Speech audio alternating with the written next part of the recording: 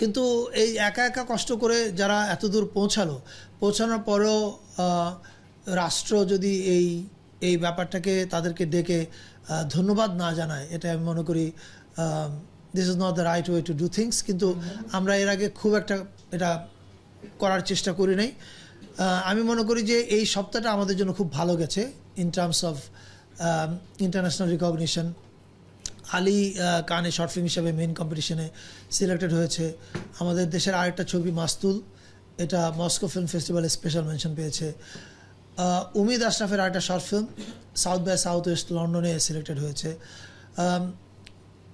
ফলে এই যে আমাদের তরুণ ইয়াং ব্লাড, তারা নিজের উদ্যোগে, অলমোস্ট নিজের উদ্যোগেই এইসব অ্যামেজিং জিনিস অ্যাচিভ করছে। এখানে আমরা সরকারের তরফ থেকে শুধু তাদেরকে ধন্যবাদটুকু বললেও আমার ধারণা তারা অত্যন্ত আনন্দিত হয়। তো আমরা আজকে তাদেরকে ধন্যবাদ দেওয়ার জন্য ডেকেছি। পাশাপাশি ধন্যবাদের পাশে কিছু কাজ আমরা করতে চাই, যেটা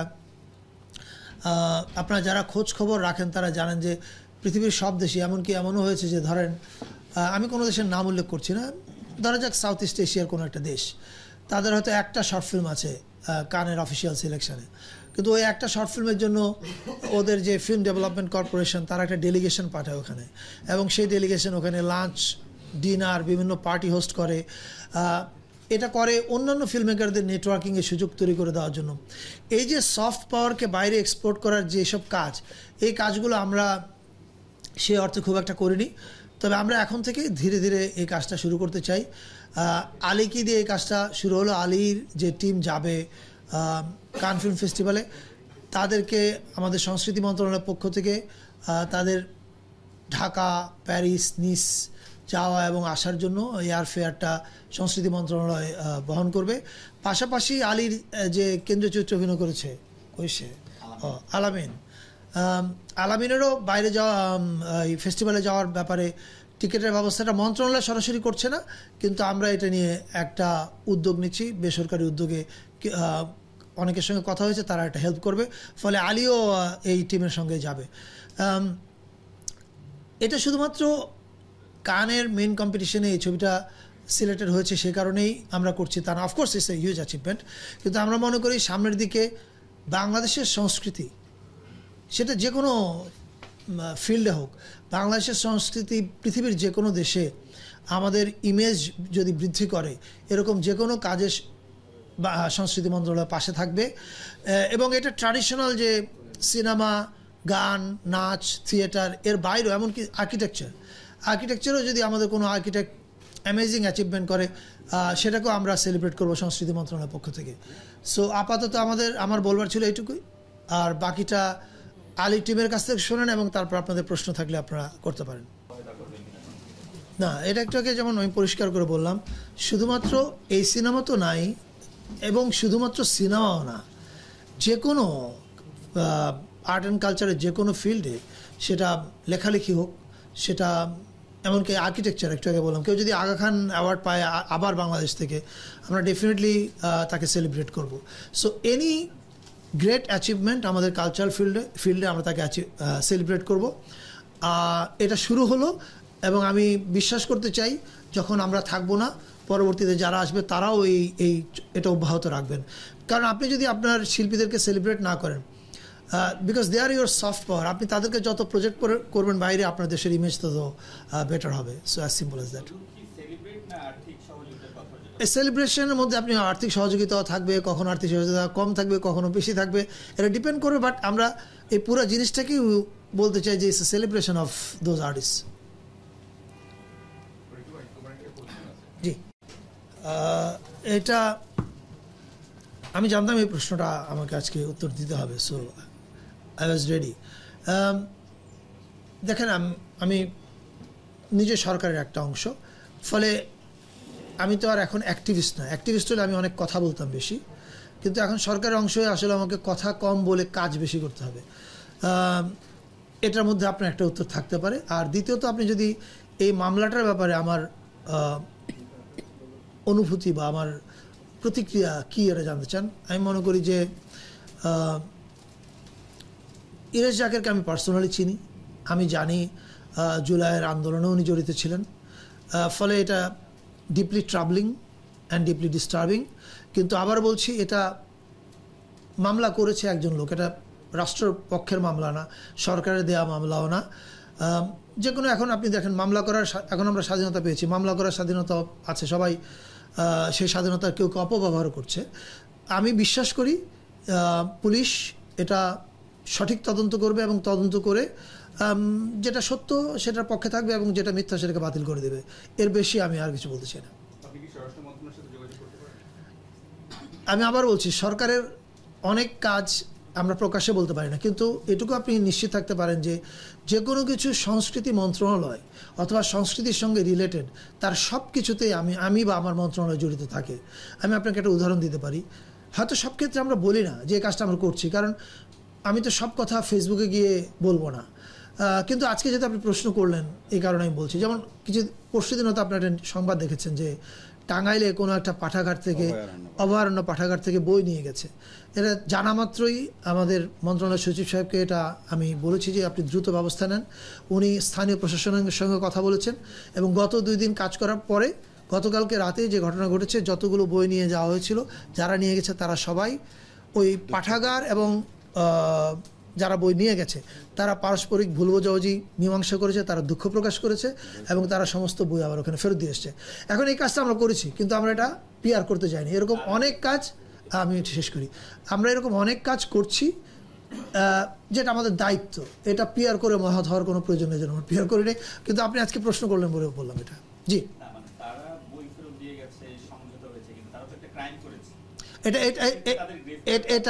এটা স্থানীয় প্রশাসন এবং যারা সংক্ষুব্ধ তাদের উপর নির্ভর করে, তারা মামলা করবে, প্রশাসন দেখবে। এটা তো আর আমার দায়িত্ব না। আমার দায়িত্বটা ছিল প্রাথমিক জিনিসটা মীমাংসা করে।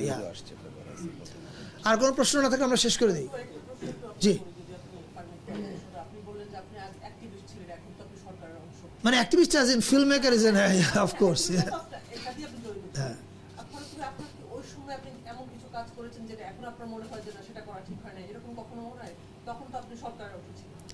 কোন কাজের কথা?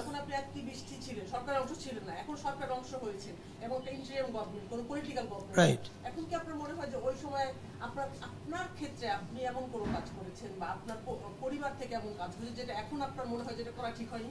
যেমন পরিষ্কার করে প্রশ্ন করলে উত্তর দিব কি হয়? পৃথিবীতে এমন কোনো মানুষ আছে যে ভুল কাজ করে না? তখন একটা সিনেমা হয়েছিল বঙ্গবন্ধু তার পরিবারকে নিয়ে, বঙ্গবন্ধুর সেক্ষেত্রে তিশা সেখানে বঙ্গবন্ধুর স্ত্রী চরিত্র অভিনয় করেছে। এখন তো বঙ্গবন্ধু তার পরিবার ফ্যাসিবাদ এর পরিষ্কার জুলাই আগস্টের সেই বিষয়টা নিয়ে। এখন কি আপনার মনে হয় কখনো যে সেই সময়টাতে ওই সিদ্ধান্তটা ঠিক হয়নি? কার? আপনার? আমার, মানে আমি অভিনয় করেছি? পরিবারের। আপনি কি মনে করেন যে আমি যেই আমাদের দাম্পত্য জীবনটা হচ্ছে এরকম, প্রত্যেকে তার প্রফেশনাল লাইফের ব্যাপারে স্বাধীন। আপনি কি মনে করেন যে আমরা এরকম সমাজে বাস করছি যেখানে আমার স্ত্রী তার প্রফেশনাল সিদ্ধান্ত নেওয়ার আগে আমার অনুমতি নেবে, অথবা আমি আমার প্রফেশনাল সিদ্ধান্ত নেওয়ার আগে আমার স্ত্রীর অনুমতি নেব? I don't think so. This was her profession, she took a decision. উনি তার এটার উত্তর দিতে পারবেন কোন পরিস্থিতিতে কেন তাকে এটা করতে হয়েছে। That was her profession. এটা আমার ভুল করার কি আছে আমি বুঝতে পারিনি। ওকে, আর কোন? আনন্দ শোভাযাত্রার নাম যখন পরিবর্তিত হলো, তারপর ইউনেস্কোর পক্ষ থেকে বলা হয়েছিল, বিবিসিতে একটা সংবাদ এসেছে যে আমাদেরকে আবার আবেদন করতে হবে। আমরা কি সেই প্রক্রিয়ায় যাচ্ছি? এটা তো এটা যাদের আবেদন করার, যারা এটার নাম দিয়েছে ঢাকা বিশ্ববিদ্যালয় চারুকলা, এটা তাদের ব্যাপার, তারা দেখবে। তাদেরকে বলা হয়েছিল, চঞ্চল স্যার বলেছেন যে এটা মন্ত্রণালয় থেকে আমরা কোনো সিদ্ধান্ত পাই না। এটা মন্ত্রণালয় তো আবেদন করে না, তো ঢাকা বিশ্ববিদ্যালয় চারুকলা আবেদন করেছে। সো এটা তারা দেখবেন। এটা দেখেন, নাম কি হবে এটা তারা সিদ্ধান্ত নিয়েছেন। তারা ইউনেস্কোর কাছে এই নাম পরিবর্তনের জন্য কখন আবেদন করবেন এই সিদ্ধান্ত তারা নেবেন।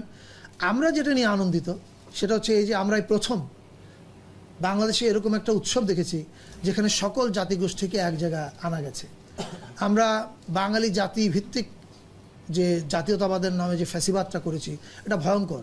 আপনি একটা রাষ্ট্রের মধ্যে আপনার অন্য জাতিগোষ্ঠীগুলোকে অলমোস্ট ইগনোর করছেন অথবা ইনক্লুড করছেন না, এটা it's not a good sign for any healthy nation.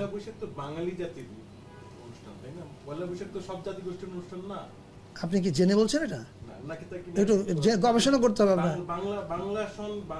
আপনি আপনি একটু আমি ঠিক আছে আমি বলতে পারি অত্যন্ত ভুল, অত্যন্ত মারমা মুলং সবার কি আপনার অত্যন্ত ভুল জানা।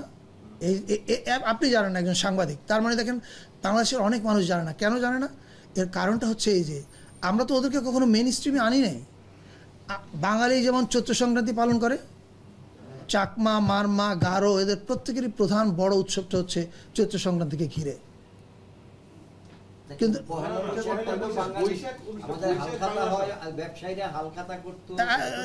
লেট মি কাম, এই বাংলায় প্রধান উৎসব ছিল চৈত্র সংক্রান্তি বাঙালিদের, আর চাকমা, মারমা, গারোদের তাদের নিজস্ব নামে আছে। Chaitra Sankranti is the end of year, আর Poila Baishakh is the beginning of the year. এই দুইটা উৎসব একই সময়কে পালন করা হয়, কিন্তু আমরা কখনো ওদের ইনক্লুড করিনি। আমি আপনাকে অনুরোধ করব এই বিষয়ে আপনি একটু পড়াশোনা করেন, অনেক বই আছে, আর যদি বই না পান ইউটিউবে কিছু বক্তৃতা আছে বিখ্যাত মানুষজনের, তাদের বক্তৃতা পড়ে জানতে পারবেন। আর কোনো প্রশ্ন আছে কি? Poila Baishakh is Chaitra Sankranti is Poila Baishakh. এবার দুই দিবসের জাতীয় উৎসব হচ্ছে, এটা কি পড়েছেন আপনি? আপনাকেও পড়তে হবে তাহলে। এবার সরকার 2 দিনের উৎসব ঘোষণা করেছে, চৈত্র সংক্রান্তি এবং Poila Baishakh. Chaitra Sankranti has traditionally been Bangladeshi festival.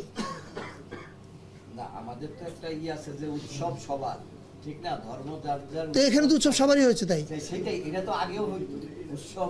এই উৎসবটা তো সব ধর্ম, এই যে আগে হতো, আগে কি কখনো বাংলাদেশের কেন্দ্রীয় ঢাকায় যে কেন্দ্রীয় শোভাযাত্রা হতো সেখানে আগে অন্য কোনো জাতিগোষ্ঠী, অন্যান্য সিম্বলগুলি থাকতো না? আপনি অন্য কোনো জাতিগোষ্ঠীকে দেখেছেন আগে? অন্য কোনো জাতিগোষ্ঠীকে আগে দেখেছেন? দেখেছেন কিনা? I expect well informed questions from you guys. Thank you. অন্য কোনো প্রশ্ন থাকলে করতে পারেন, নাহলে আমরা এখানে শেষ করব। Yeah, it has to be a well informed question, please. Yeah, thank you. Yeah.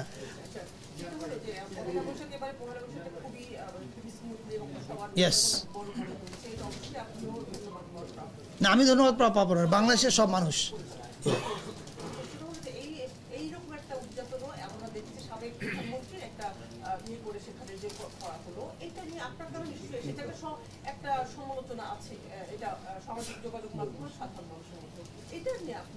আমি এটা যারা মোটিভ তৈরি করেছে তাদেরকে প্রশ্ন করতে হবে। এটা আপনার কি ধারণা সংস্কৃত উপদেষ্টা মোটিভ সিলেক্ট করে? Again, you have to come with wait.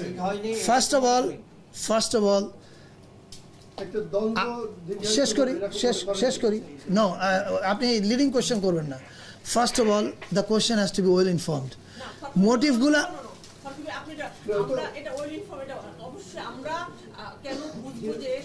না, প্রথম প্রশ্ন এই প্রশ্ন করি, মোটিভ কে নির্ধারণ করে? না, কে নির্ধারণ করে এই প্রশ্নকে আপনি জানেন? আজকে না, অফকোর্স কেন করবো না? আপনি আমাকে প্রশ্ন করছেন, আমি আপনাকে প্রশ্ন করবো না কেন? আমি আপনাকে আবারও বলছি, আপনাকে please do your own research. আচ্ছা, do your own research, talk to Charukala dean and ask him মোটিভগুলা কারা নির্ধারণ করেছে।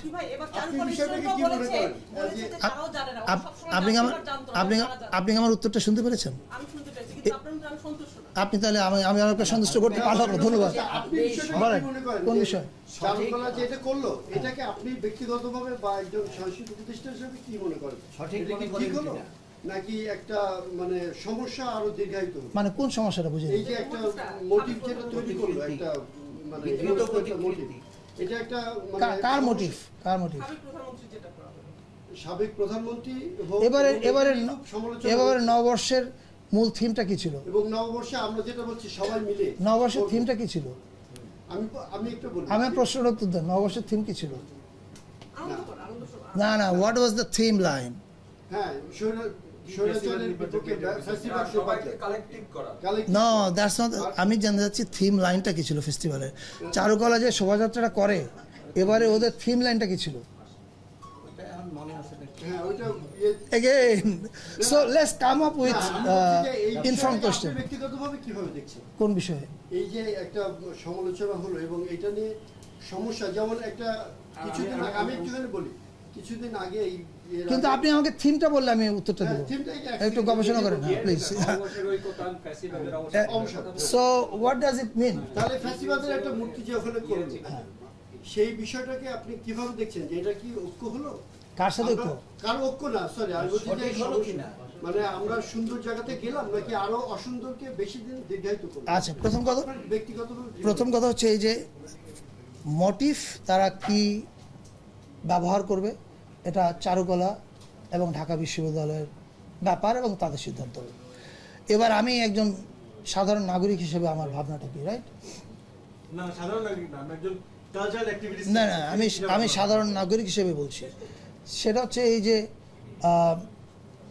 আপনি ফ্যাসিবাদের, দেখেন আমরা যখন জাতীয় ঐক্যের কথা বলি তখন জাতীয় ঐক্যের কথার মধ্যে কি আমরা, ধরেন যে মানুষ 1400 মানুষ খুন করেছেন জুলাইতে, তার বিচার প্রক্রিয়া শেষ হওয়ার আগে তার বিচার, অনুশোচনা, ক্ষমা কোনো কিছুই ঘটেনি, আপনি কি আমাকে বলছেন তার সঙ্গে এখন জাতীয় ঐক্য করবার জন্য? I think this is absurd, this is very absurd. আমি ঐক্যের কথা বলছি না, মাননীয় উপদেষ্টা ঐক্যের কথা বলছি না, আমি ঐক্যের কথা বলছি না, আমি বলছি যে সমস্যা, যেমন আমরা কিছুদিন আগে জানি যে বেগম খালেদা জিয়ার একটা, যদিও সেখানে না, অন্য একটা মূর্তি নিয়ে এখানে কিছুদিন আগে আমাদের আইন উপদেষ্টা একটা পোস্ট দিয়েছিলেন, যে হচ্ছে তার একটা প্রেস কনফারেন্সটা আপনারা কান থেকে নিয়ে গেলেন কোথায়, আই ডোন্ট নো, এই জন্য আমি কম উত্তর দিতে চাই। হ্যাঁ বলেন। সমস্যা তৈরি হয়েছে, আমি বলছি যে সেই সমস্যাটা কি জিয়ে থাকলো নাকি সমাধান হলো? বিচার, প্রথম কথা হচ্ছে আমার যেটা উত্তর দেওয়ার পরিষ্কার দিয়েছি, 1400 মানুষ যারা খুন করেছে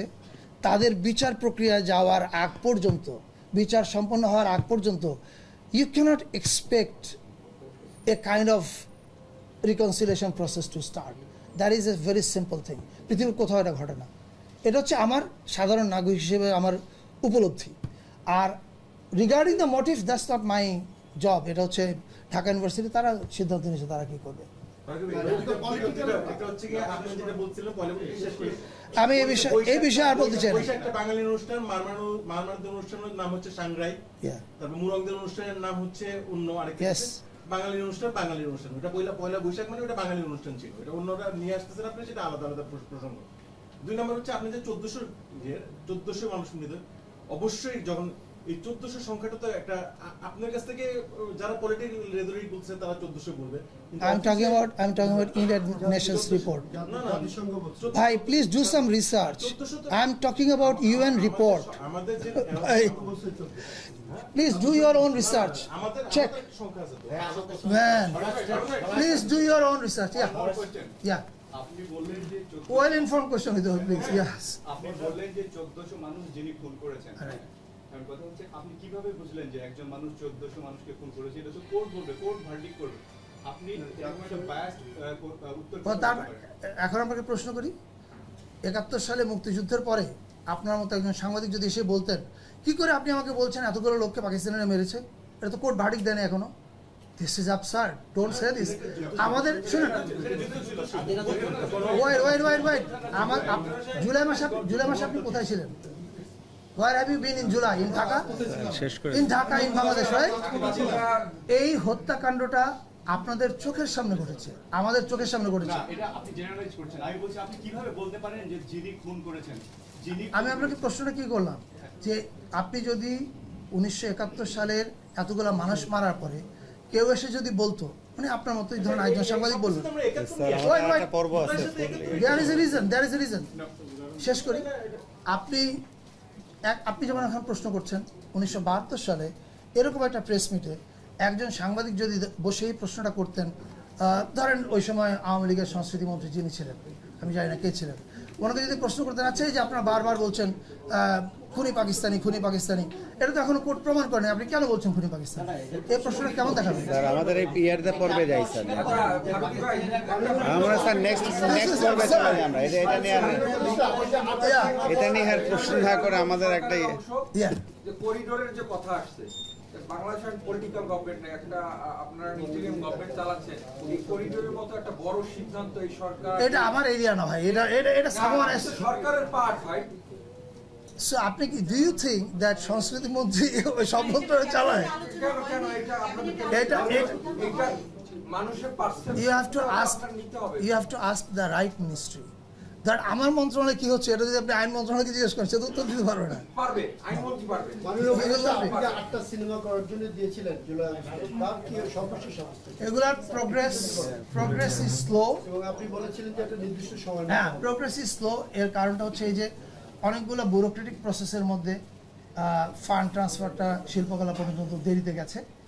এইটার কারণে আমাদের ওয়ার্কশপগুলো শেষ হয়েছে, 8টা ওয়ার্কশপই হয়েছে, বাট ফিল্ম প্রোডাকশনের কাজ এখন শুরু হচ্ছে। So maybe it will take some more time. কি স্ক্রিপ্ট সব কমপ্লিট হয়েছে? মানে না, 2টার হয়েছে। সেগুলো তো লং সেগুলো শর্ট ফিল্ম না 40 মিনিট, অল 40 মিনিটস। ও আমরা ওই প্রশ্ন চলে গিয়ে ওদের ফুল দেওয়ার ব্যাপারটা ভুলে গেছি। Yes, flowers for everyone starts with Adnan.